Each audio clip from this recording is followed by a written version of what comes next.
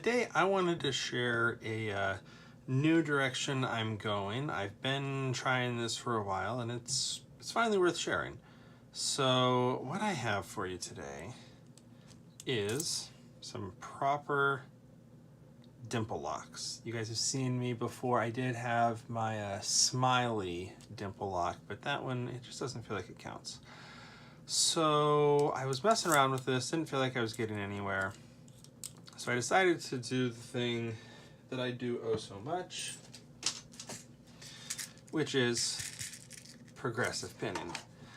However, in doing that, one of the things that I discovered is that this specific dimple lock, whatever it is, has a WH lock is all it says on the key itself, and there's no markings on the cylinder. But this thing is ultra skeletonized. Even using shims, pretty much always when I was gutting this, I was mangling a spring. I think I only have 2 original springs in it. I had to cannibalize from some other things in order to make it work. Right now, I think this one is set up for like 3 or 4 pins because once I got tired of doing that, I did the grub screw thing.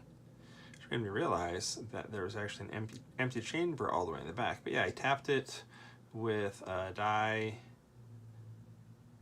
Nope, it'd be a tap, wouldn't it? I tapped it with a tap so that way I could grub screw it, which is also the reason that I have an Allen key that lives in my dimple picking kit, which is actually all contained in an old glasses case.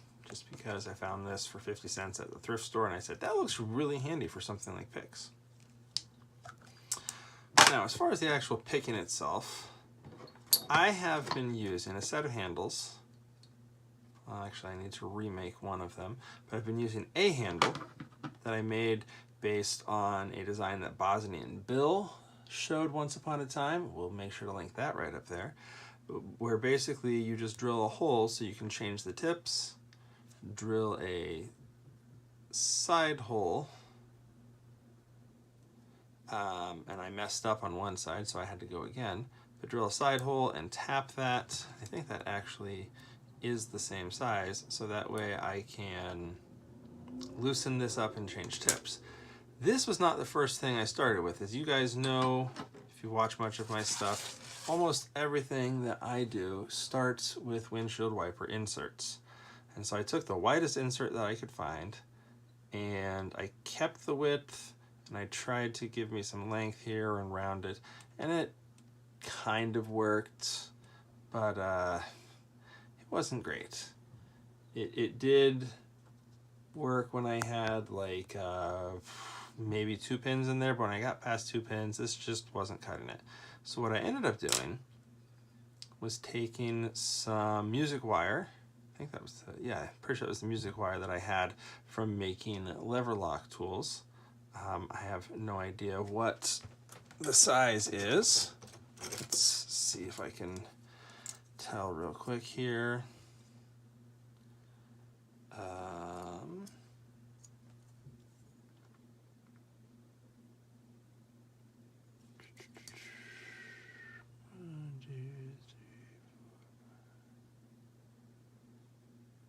It looks like maybe 2 millimeters.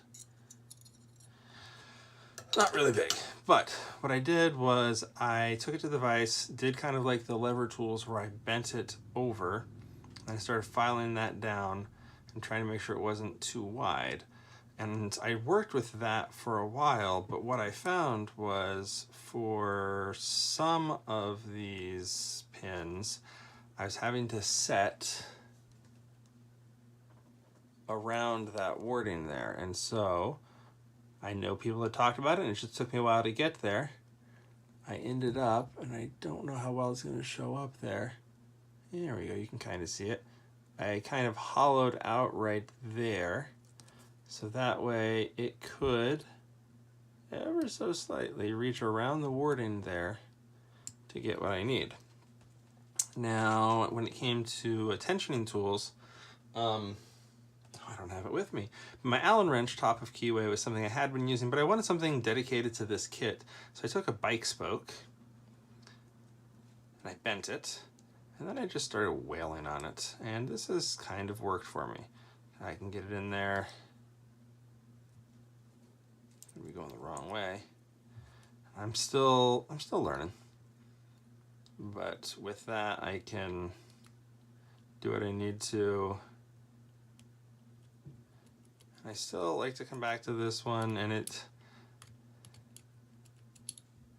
I notice that I drift if I'm not careful. But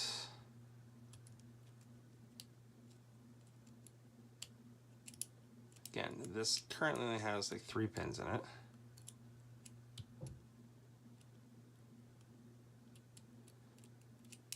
I'm still having trouble kind of learning to feel where everything is. Sometimes it just feels like I'm flailing around in the dark, but even with that, you know what they say, a blind squirrel, right?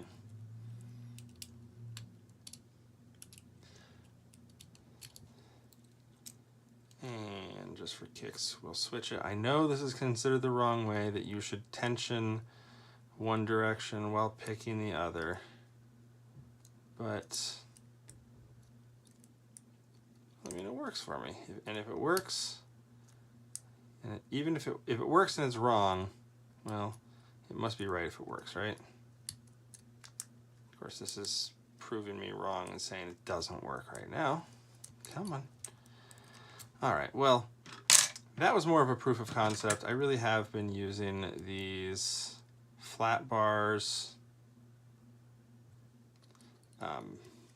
more often because they definitely fit in better. I know that they're supposed to be flat, like top of keyway, and there you go, see? Better tension, and it works. So this tells me that at the very least, this thing works. Why does that matter? Well, this was really just more a prototype for me. Originally, I thought, I still might, get both of these set up, although these used to have wiper inserts just glued in, so this one's going to need re-drilled and tapped. But what I hope to do is, you guys know that I've been playing around on the lathe. I actually have made me some, whoops, try not to lose them, some handle sets. I started with some walnuts. I was able to burn some nice designs in so I can quickly see maybe I can have a left, a right, and a straight flag. And Osage orange is my absolute favorite wood. And so I made these so that way, now that I know that the wire works, I'll make some new wires and I'll put into these. And then I can potentially have 3 sets of dimple picks. I don't need 3 sets, but I mean, I'm set up for it now. Maybe they'll make another appearance in the future. Okay, now that we've done all that, let's go for the big show. While this guy is grubbed screwed up, this was the other side. It has the full, what is that, cover that, 1, 2, 3, 4, 5, 6, 7 pins in it. So I will go ahead and use the bot bar, put my wire there. Let's see. Part of why I did this video is I've been messing around with the progressive pinning, and I feel like I only get so far. And I put more pins in. I wasn't getting it. But then recently, on a whim, I said, let's try the full lock just to see where things are. And surprisingly, I was able to get it. Now, you guys know me, I love to check. Don't know if you can hear that, but I can tell I've got some things set in there.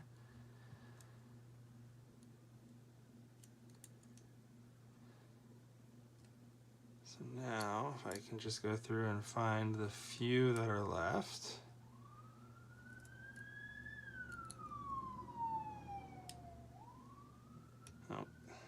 and one pop back up on us. I've got my vise, but I really love doing this in hand. That way, you should be able to hear that. And I can actually tell because I've done this horrible habit for so long, I could actually tell I had most of them set, just had to find one more, and there you go.